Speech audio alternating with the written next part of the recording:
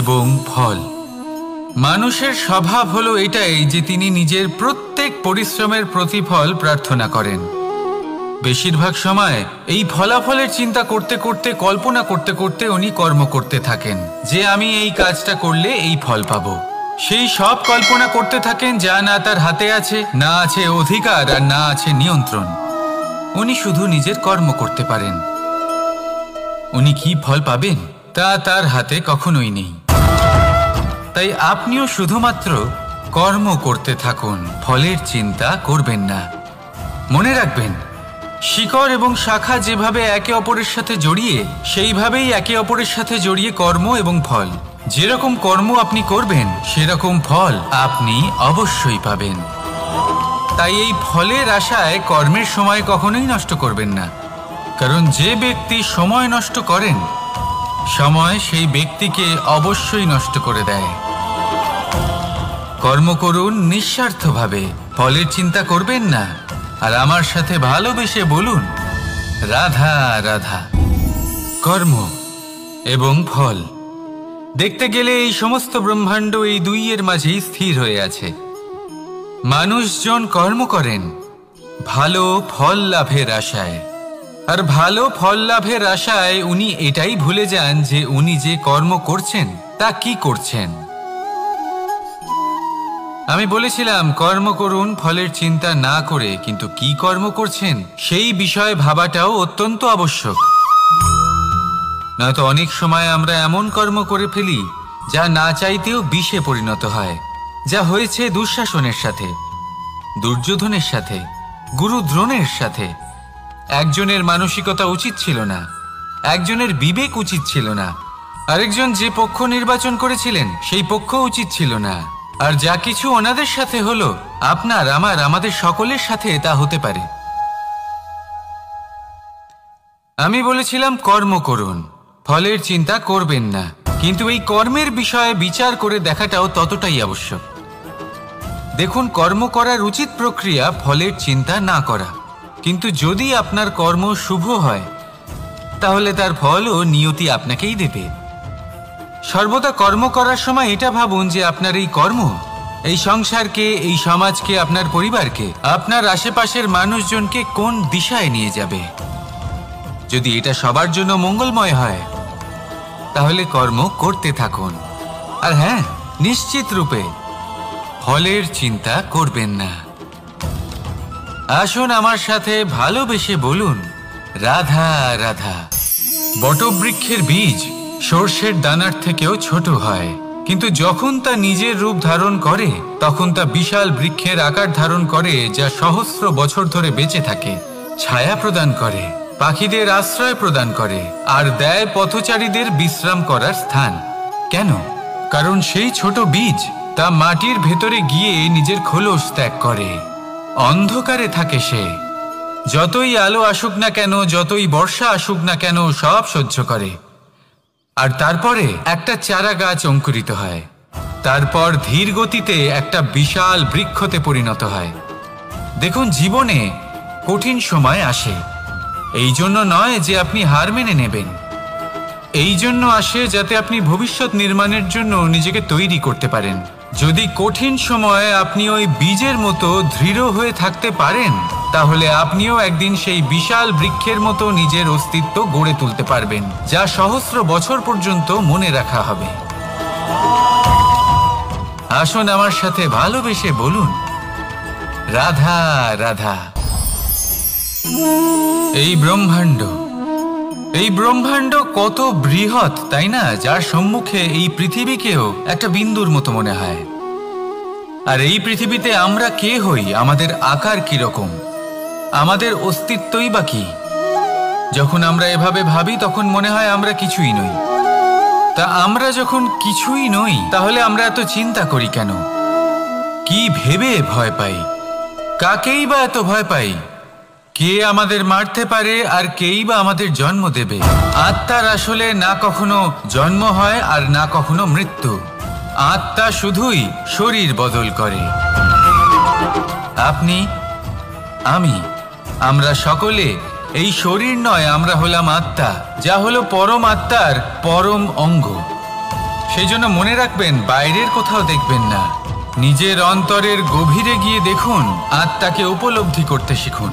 ক্লেশ, ভয়, চিন্তা, এই সব কিছুর থেকে নিজেকে দূরে রাখুন, তাহলেই উপলব্ধি করতে পারবেন পরমাত্মা কে। তাহলে আসুন আমার সাথে ভালোবেসে বলুন, রাধা রাধা। পরিবর্তন এই সংসারের শাশ্বত নিয়ম। কোনো রাজা নেই যিনি চিরকাল রাজা থাকেন, কোনো ধনী ব্যক্তি নেই যিনি চিরকাল ধনী থাকবেন। এই সংসারে সূর্যের স্থান নেওয়ার জন্য চন্দ্রিমার আগমন ঘটে। কোন স্থান যাকে পতিত বলা হয়েছিল সেখানে মহল তৈরি হয়েছে। কোন স্থান যাকে আজ মলিন বলা হয়েছে কাল সেখানে মন্দিরও স্থাপন হতে পারে। কোনো ঋতু চিরকালের জন্য থাকে না, কখনো সময় চিরকাল একরকম থাকে না। আজ যে আপনার কাছে রয়েছে কাল অন্য কারোর ছিল, আজ যে আপনার কাছে রয়েছে কাল তা অন্য কারোর কাছে চলে যাবে। আপনার সাথে কিছু থাকলে তা হলো আপনার কর্ম, কিন্তু সেই কর্মের পরিণামও আপনার নয়। আপনি শুধু কর্ম করুন, বাকি সবকিছুই পরিবর্তনশীল। কিন্তু সেই পরিবর্তনকে দেখে ভয় পাওয়ার প্রয়োজন নেই, তাকে স্বাগত জানান। যদি আপনি হাসি মুখে সেই পরিবর্তনকে স্বাগত জানান, তাহলে এই পরিবর্তনও হাসি মুখে আপনার সাথে থাকবে। আসুন আমার সাথে ভালোবেসে বলুন, রাধা রাধা। সঞ্চয়। মানুষের যখন থেকে বোধবুদ্ধি হয় সঞ্চয় করতে আরম্ভ করে দেন। সঞ্চয় করতে থাকেন ভোজনের, সঞ্চয় অর্থের, সঞ্চয় শক্তির। নিজের জন্য করেন, নিজের পরিবারের জন্য করেন, নিজের স্ত্রীর জন্য করেন, সন্তানের জন্য করেন, সন্তানের সন্তানের জন্যও সঞ্চয় করেন। সঞ্চয় করার জন্য ওনার কাছে অনেক কারণ রয়েছে, কারণ উনি এটা ভাবেন যে এই সঞ্চিত শক্তির জন্য কেউ ওনার কোনো ক্ষতি করতে পারবে না।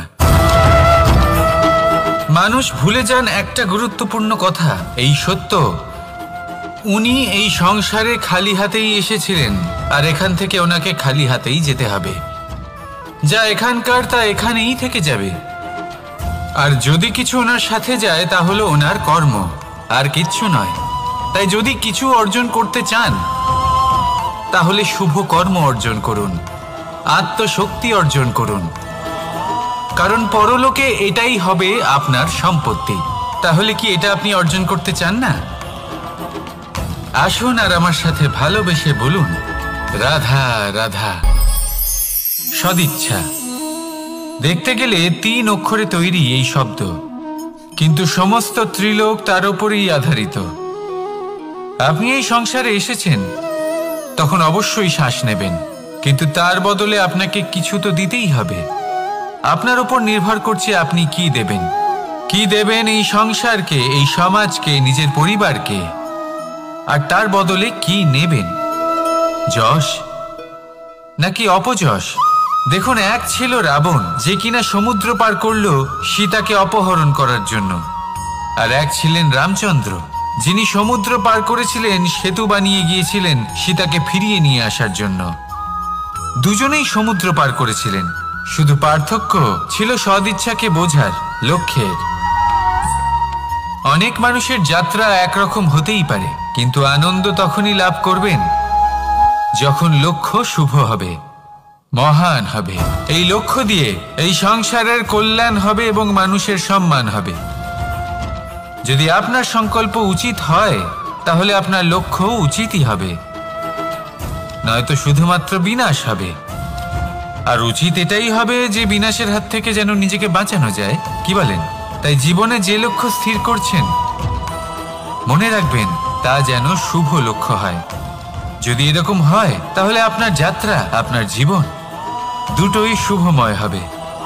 আসুন আর আমার সাথে ভালোবেসে বলুন, রাধা রাধা। সুরক্ষা।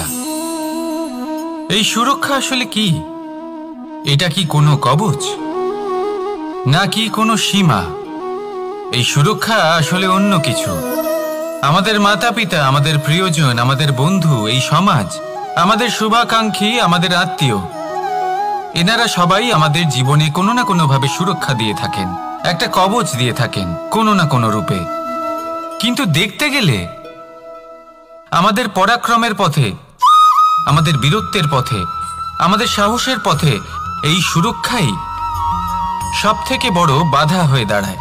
একবার ভেবে দেখুন, যদি আপনি কোনো সুরক্ষাই না পান বা যদি আপনি এই সুরক্ষা ভেঙে বাইরে আসতে পারেন, তাহলে আপনার বীরত্ব চরম সীমায় পৌঁছে যায়।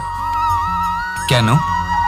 কারণ তখন আপনি জানেন যে এই সংসারের সম্মুখীন আমাদের নিজেদেরই হতে হবে। আপনি বুঝে যান যে শত্রুর সম্মুখীন এবার নিজের বলের দ্বারা, নিজের পরাক্রমের দ্বারা, নিজের সাহসের দ্বারা করতে হবে। আর তখন আমাদের মনের মধ্যে এই শক্তি জাগ্রত হয়। এই শক্তি অন্তরেই বসবাস করে। শুধু এটা চিনে নিতে হবে, একে জাগ্রত করতে হবে।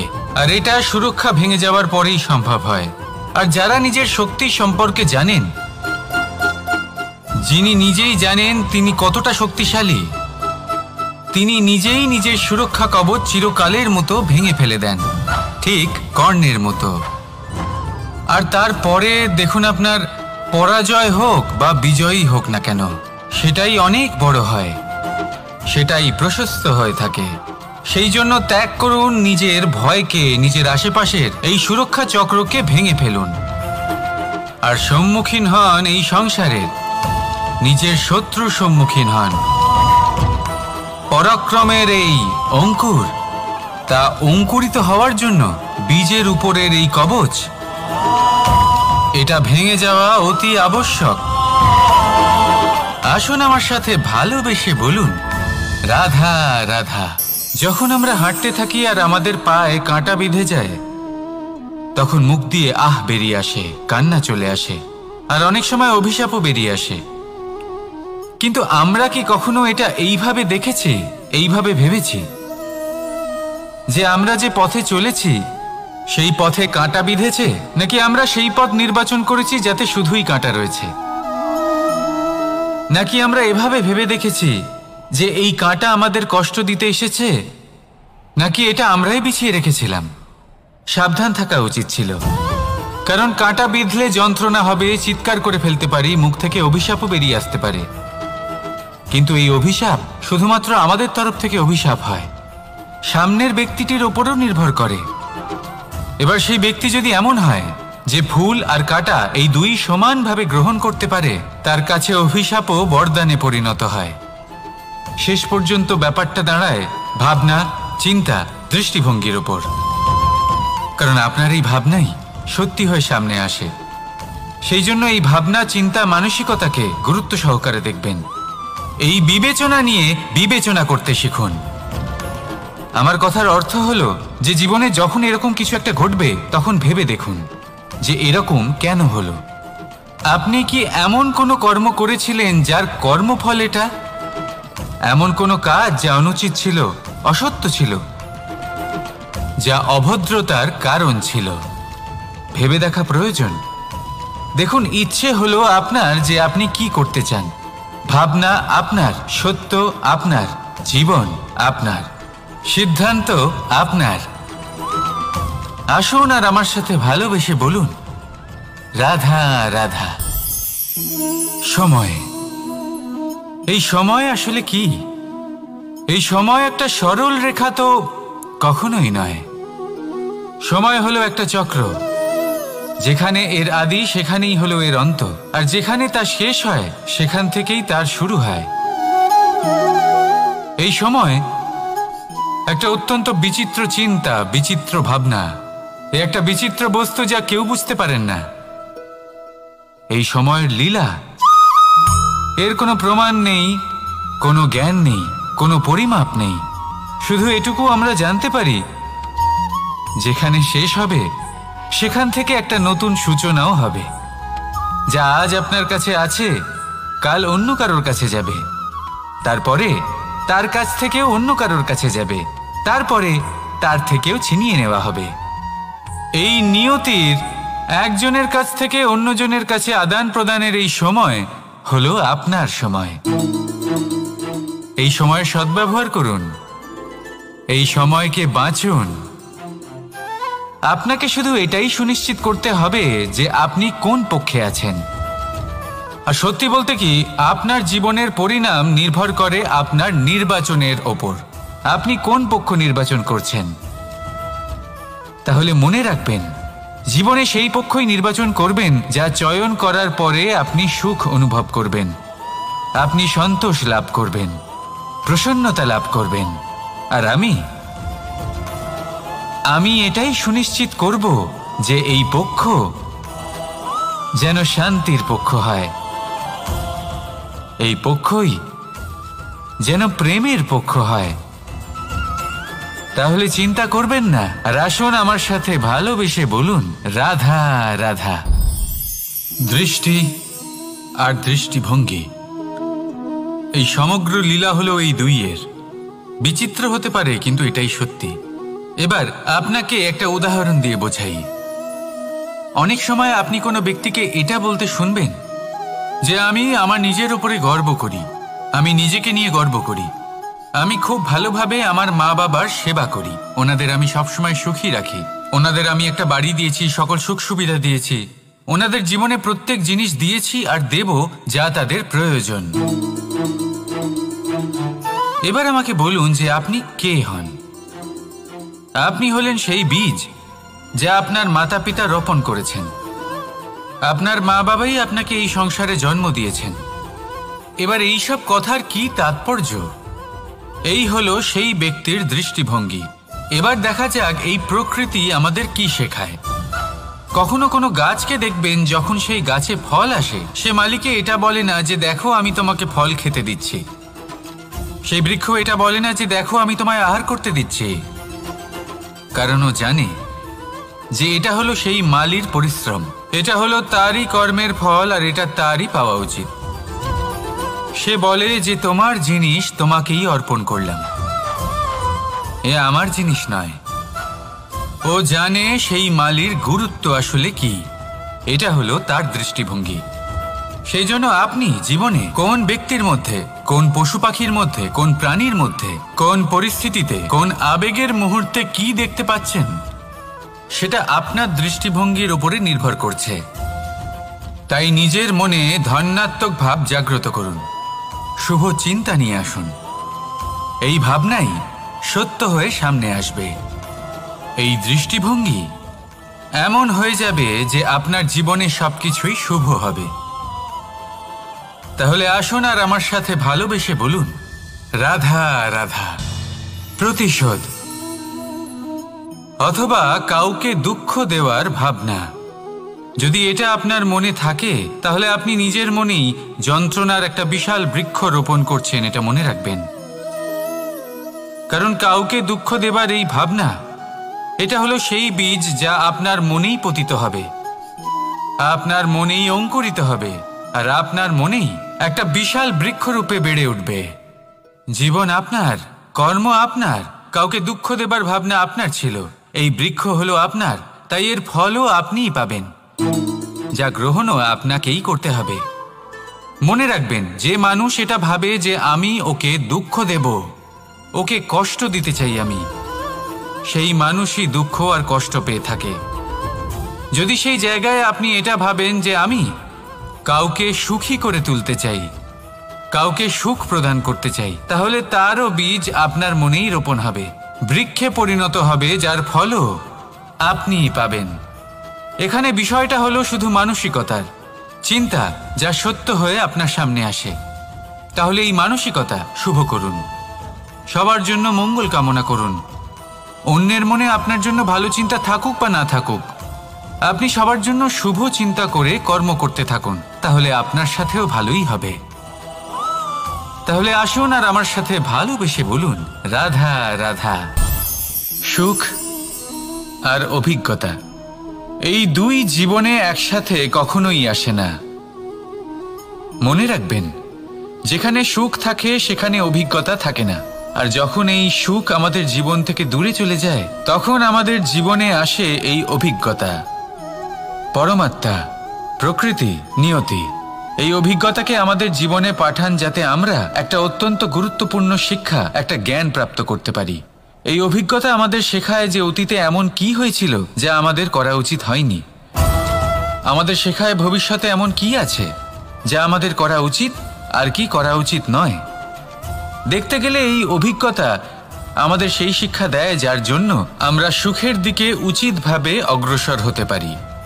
সেই জন্য জীবনে যখনই দুঃখ আসবে, দুঃখের এই সময় আসবে, তখন হতাশ হবেন না।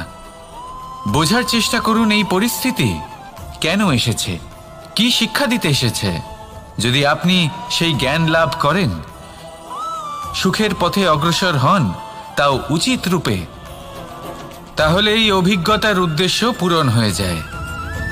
তাহলে আসুন আর আমার সাথে ভালোবেসে বলুন, রাধা রাধা। এবং ফল।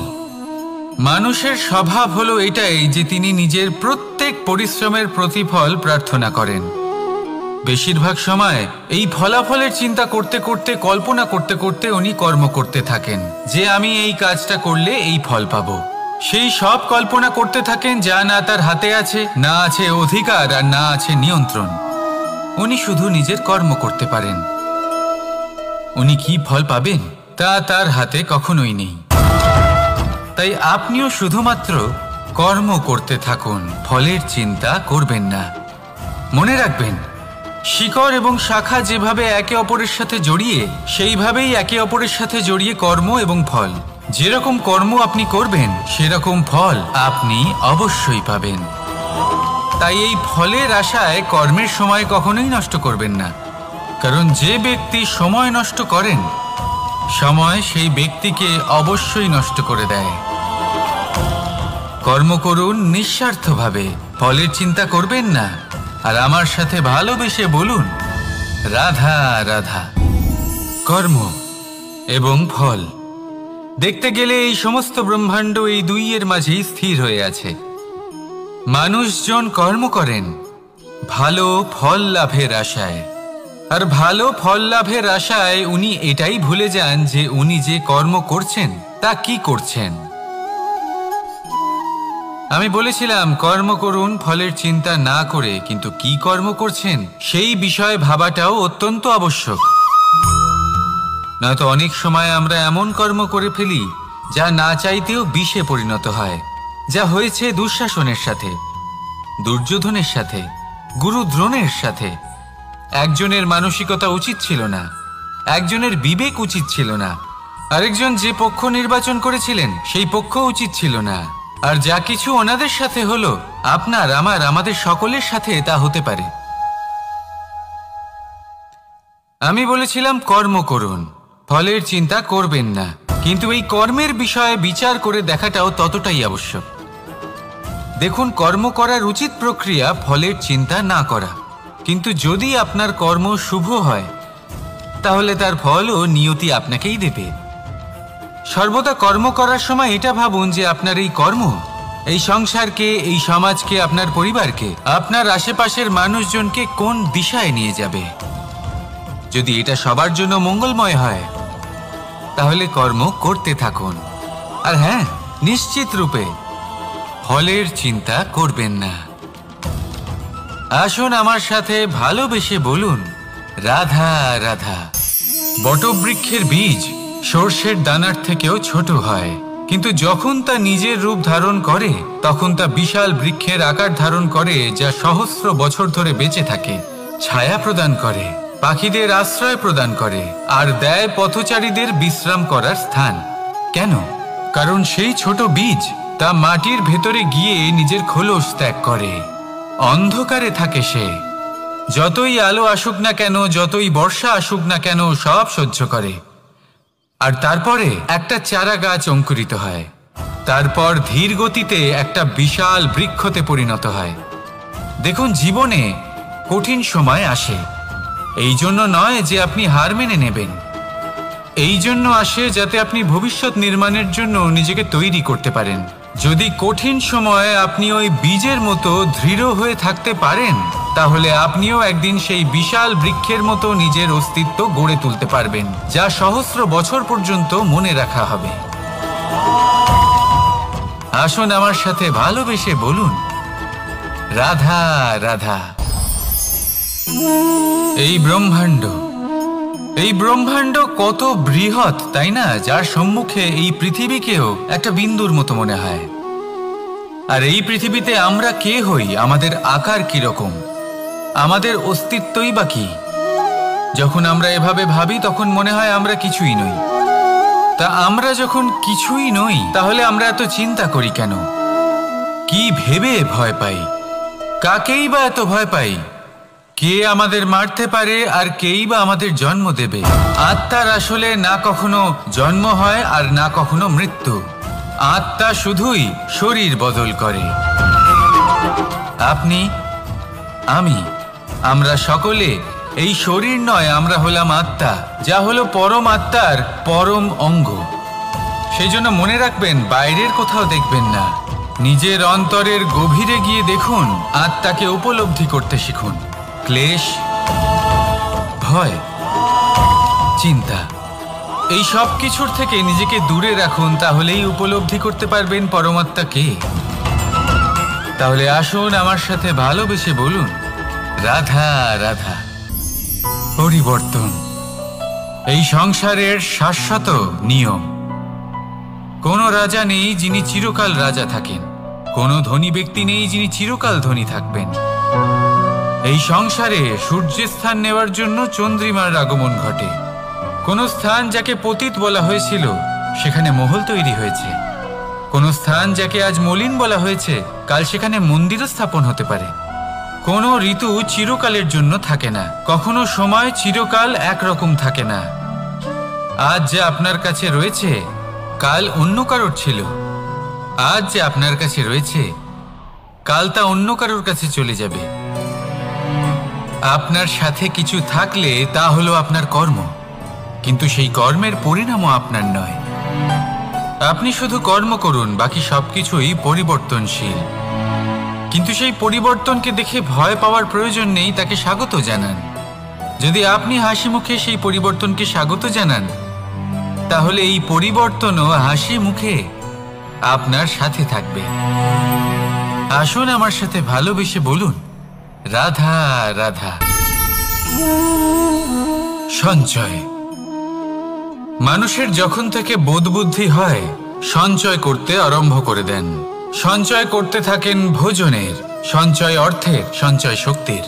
নিজের জন্য করেন, নিজের পরিবারের জন্য করেন, নিজের স্ত্রীর জন্য করেন, সন্তানের জন্য করেন, সন্তানের সন্তানের জন্যও সঞ্চয় করেন। সঞ্চয় করার জন্য ওনার কাছে অনেক কারণ রয়েছে, কারণ উনি এটা ভাবেন যে এই সঞ্চিত শক্তির জন্য কেউ ওনার কোনো ক্ষতি করতে পারবে না। মানুষ ভুলে যান একটা গুরুত্বপূর্ণ কথা, এই সত্য, উনি এই সংসারে খালি হাতেই এসেছিলেন আর এখান থেকে ওনাকে খালি হাতেই যেতে হবে। যা এখানকার তা এখানেই থেকে যাবে। আর যদি কিছু ওনার সাথে যায় তা হলো ওনার কর্ম, আর কিচ্ছু নয়।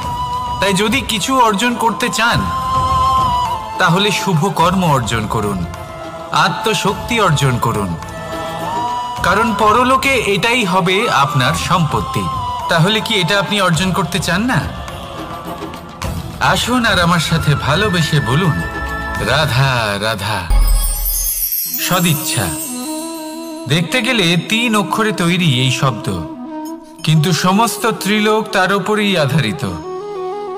আপনি এই সংসারে এসেছেন, তখন অবশ্যই শ্বাস নেবেন, কিন্তু তার বদলে আপনাকে কিছু তো দিতেই হবে। আপনার উপর নির্ভর করছে আপনি কি দেবেন। কি দেবেন এই সংসারকে, এই সমাজকে, নিজের পরিবারকে, আর তার বদলে কি নেবেন? যশ নাকি অপযশ?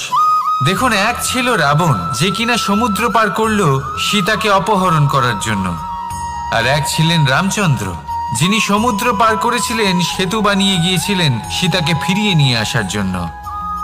দুজনেই সমুদ্র পার করেছিলেন, শুধু পার্থক্য ছিল সদিচ্ছাকে বোঝার, লক্ষ্যের। অনেক মানুষের যাত্রা একরকম হতেই পারে, কিন্তু আনন্দ তখনই লাভ করবেন যখন লক্ষ্য শুভ হবে, মহান হবে। এই লক্ষ্য দিয়ে এই সংসারের কল্যাণ হবে এবং মানুষের সম্মান হবে। যদি আপনার সংকল্প উচিত হয় তাহলে আপনার লক্ষ্য উচিতই হবে, নয়তো শুধুমাত্র বিনাশ হবে। আর উচিত এটাই হবে যে বিনাশের হাত থেকে যেন নিজেকে বাঁচানো যায়, কি বলেন? তাই জীবনে যে লক্ষ্য স্থির করছেন মনে রাখবেন তা যেন শুভ লক্ষ্য হয়। যদি এরকম হয় তাহলে আপনার যাত্রা, আপনার জীবন দুটোই শুভময় হবে। আসুন আর আমার সাথে ভালোবেসে বলুন, রাধা রাধা। সুরক্ষা। এই সুরক্ষা আসলে কি? এটা কি কোনো কবচ, নাকি কোনো সীমা? এই সুরক্ষা আসলে অন্য কিছু। আমাদের মাতা পিতা, আমাদের প্রিয়জন, আমাদের বন্ধু, এই সমাজ, আমাদের শুভাকাঙ্ক্ষী, আমাদের আত্মীয়, এনারা সবাই আমাদের জীবনে কোনো না কোনোভাবে সুরক্ষা দিয়ে থাকেন, একটা কবচ দিয়ে থাকেন কোনো না কোনো রূপে। কিন্তু দেখতে গেলে আমাদের পরাক্রমের পথে, আমাদের বীরত্বের পথে, আমাদের সাহসের পথে এই সুরক্ষাই সব থেকে বড় বাধা হয়ে দাঁড়ায়। একবার ভেবে দেখুন, যদি আপনি কোনো সুরক্ষাই না পান, বা যদি আপনি এই সুরক্ষা ভেঙে বাইরে আসতে পারেন, তাহলে আপনার বীরত্ব চরম সীমায় পৌঁছে যায়। কেন? কারণ তখন আপনি জানেন যে এই সংসারের সম্মুখীন আমাদের নিজেদেরই হতে হবে। আপনি বুঝে যান যে শত্রুর সম্মুখীন এবার নিজের বলের দ্বারা, নিজের পরাক্রমের দ্বারা, নিজের সাহসের দ্বারা করতে হবে। আর তখন আমাদের মনের মধ্যে এই শক্তি জাগ্রত হয়। এই শক্তি অন্তরেই বসবাস করে। শুধু এটা চিনে নিতে হবে, একে জাগ্রত করতে হবে। আর এটা সুরক্ষা ভেঙে যাওয়ার পরেই সম্ভব হয়। আর যারা নিজের শক্তি সম্পর্কে জানেন, যিনি নিজেই জানেন তিনি কতটা শক্তিশালী, তিনি নিজেই নিজের সুরক্ষা কবচ চিরকালের মতো ভেঙে ফেলে দেন, ঠিক কর্ণের মতো। আর তারপরে দেখুন, আপনার পরাজয় হোক বা বিজয়ী হোক না কেন, সেটাই অনেক বড় হয়, সেটাই প্রশস্ত হয়ে থাকে। সেই জন্য ত্যাগ করুন নিজের ভয়কে, নিজের আশেপাশের এই সুরক্ষা চক্রকে ভেঙে ফেলুন, আর সম্মুখীন হন এই সংসারের নিজের শত্রুর সম্মুখীন হন। পরাক্রমের এই অঙ্কুর, তা অঙ্কুরিত হওয়ার জন্য বীজের উপরের এই কবচ, এটা ভেঙে যাওয়া অতি আবশ্যক। আসুন আমার সাথে ভালোবেসে বলুন, রাধা রাধা। যখন আমরা হাঁটতে থাকি আর আমাদের পায়ে কাঁটা বিঁধে যায়, তখন মুখ দিয়ে আহ বেরিয়ে আসে, কান্না চলে আসে, আর অনেক সময় অভিশাপও বেরিয়ে আসে। কিন্তু আমরা কি কখনো এটা এইভাবে দেখেছি, এইভাবে ভেবেছি যে আমরা যে পথে চলেছি সেই পথে কাঁটা বিঁধেছে, নাকি আমরা সেই পথ নির্বাচন করেছি যাতে শুধুই কাঁটা রয়েছে? নাকি আমরা এভাবে ভেবে দেখেছি যে এই কাঁটা আমাদের কষ্ট দিতে এসেছে, নাকি এটা আমরাই বিছিয়ে রেখেছিলাম? সাবধান থাকা উচিত ছিল, কারণ কাঁটা বিঁধলে যন্ত্রণা হবে, চিৎকার করে ফেলতে পারি, মুখ থেকে অভিশাপও বেরিয়ে আসতে পারে। কিন্তু এই অভিশাপ শুধুমাত্র আমাদের তরফ থেকে অভিশাপ হয়, সামনের ব্যক্তিটির ওপরও নির্ভর করে। এবার সেই ব্যক্তি যদি এমন হয় যে ফুল আর কাঁটা এই দুই সমানভাবে গ্রহণ করতে পারে, তার কাছে অভিশাপও বরদানে পরিণত হয়। শেষ পর্যন্ত ব্যাপারটা দাঁড়ায় ভাবনা, চিন্তা, দৃষ্টিভঙ্গির ওপর। কারণ আপনার এই ভাবনাই সত্যি হয়ে সামনে আসে। সেই জন্য এই ভাবনা, চিন্তা, মানসিকতাকে গুরুত্ব সহকারে দেখবেন। এই বিবেচনা নিয়ে বিবেচনা করতে শিখুন। আমার কথার অর্থ হলো যে জীবনে যখন এরকম কিছু একটা ঘটবে, তখন ভেবে দেখুন যে এরকম কেন হলো। আপনি কি এমন কোনো কর্ম করেছিলেন যার কর্মফল এটা? এমন কোনো কাজ যা অনুচিত ছিল, অসত্য ছিল, যা অভদ্রতার কারণ ছিল? ভেবে দেখা প্রয়োজন। দেখুন, ইচ্ছে হলো আপনার যে আপনি কি করতে চান, ভাবনা আপনার, সত্য আপনার, জীবন আপনার, সিদ্ধান্ত আপনার। আসুন আর আমার সাথে ভালোবেসে বলুন, রাধা রাধা। সময়। এই সময় আসলে কি? এই সময় একটা সরল রেখা তো কখনোই নয়। সময় হলো একটা চক্র, যেখানে এর আদি সেখানেই হলো এর অন্ত, আর যেখানে তা শেষ হয় সেখান থেকেই তার শুরু হয়। এই সময় একটা অত্যন্ত বিচিত্র চিন্তা, বিচিত্র ভাবনা, একটা বিচিত্র বস্তু যা কেউ বুঝতে পারেন না। এই সময়ের লীলা, এর কোনো প্রমাণ নেই, কোনো জ্ঞান নেই, কোনো পরিমাপ নেই। শুধু এটুকু আমরা জানতে পারি, যেখানে শেষ হবে সেখান থেকে একটা নতুন সূচনাও হবে। যা আজ আপনার কাছে আছে কাল অন্য কারোর কাছে যাবে, তারপরে তার কাছ থেকেও অন্য কারোর কাছে যাবে, তারপরে তার থেকেও ছিনিয়ে নেওয়া হবে। এই নিয়তির একজনের কাছ থেকে অন্যজনের কাছে আদান প্রদানের এই সময় হলো আপনার সময়। এই সময়ের সদ্ব্যবহার করুন, এই সময়কে বাঁচুন। আপনাকে শুধু এটাই সুনিশ্চিত করতে হবে যে আপনি কোন পক্ষে আছেন। আর সত্যি বলতে কি, আপনার জীবনের পরিণাম নির্ভর করে আপনার নির্বাচনের ওপর। আপনি কোন পক্ষ নির্বাচন করছেন। তাহলে মনে রাখবেন, জীবনে সেই পক্ষই নির্বাচন করবেন যা চয়ন করার পরে আপনি সুখ অনুভব করবেন, আপনি সন্তোষ লাভ করবেন, প্রসন্নতা লাভ করবেন। আর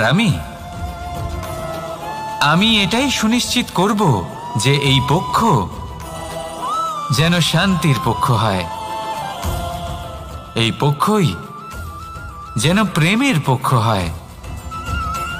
তাহলে চিন্তা করবেন না, আর আসুন আমার সাথে ভালোবেসে বলুন রাধা রাধা। দৃষ্টি আর দৃষ্টিভঙ্গি, এই সমগ্র লীলা হলো এই দুইয়ের। বিচিত্র হতে পারে কিন্তু এটাই সত্যি। এবার আপনাকে একটা উদাহরণ দিয়ে বোঝাই। অনেক সময় আপনি কোনো ব্যক্তিকে এটা বলতে শুনবেন যে আমি আমার নিজের উপরে গর্ব করি, আমি নিজেকে নিয়ে গর্ব করি, আমি খুব ভালোভাবে আমার মা বাবার সেবা করি, ওনাদের আমি সবসময় সুখী রাখি, ওনাদের আমি একটা বাড়ি দিয়েছি, সকল সুখ সুবিধা দিয়েছি, ওনাদের জীবনে প্রত্যেক জিনিস দিয়েছি আর দেব যা তাদের প্রয়োজন। এবার আমাকে বলুন যে আপনি কে হন। আপনি হলেন সেই বীজ যা আপনার মাতা পিতা রোপণ করেছেন। আপনার মা বাবাই আপনাকে এই সংসারে জন্ম দিয়েছেন। এবার এইসব কথার কি তাৎপর্য? এই হলো সেই ব্যক্তির দৃষ্টিভঙ্গি।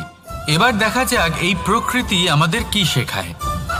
কখনো কোনো গাছকে দেখবেন, যখন সেই গাছে ফল আসে, সে মালিকে এটা বলে না যে দেখো আমি তোমাকে ফল খেতে দিচ্ছি। সেই বৃক্ষ এটা বলে না যে দেখো আমি তোমায় আহার করতে দিচ্ছি, কারণ ও জানে যে এটা হলো সেই মালির পরিশ্রম, এটা হলো তারই কর্মের ফল, আর এটা তারই পাওয়া উচিত। সে বলে যে তোমার জিনিস তোমাকেই অর্পণ করলাম, এ আমার জিনিস নয়। ও জানে সেই মালির গুরুত্ব আসলে কি। এটা হলো তার দৃষ্টিভঙ্গি। সেই জন্য আপনি জীবনে কোন ব্যক্তির মধ্যে, কোন পশু পাখির মধ্যে, কোন প্রাণীর মধ্যে, কোন পরিস্থিতিতে, কোন আবেগের মুহূর্তে কি দেখতে পাচ্ছেন, সেটা আপনার দৃষ্টিভঙ্গির উপরে নির্ভর করছে। তাই নিজের মনে ধন্যাত্মক ভাব জাগ্রত করুন, শুভ চিন্তা নিয়ে আসুন। এই ভাবনাই সত্য হয়ে সামনে আসবে। এই দৃষ্টিভঙ্গি এমন হয়ে যাবে যে আপনার জীবনে সবকিছুই শুভ হবে। তাহলে আসুন আর আমার সাথে ভালোবেসে বলুন রাধা রাধা। প্রতিশোধ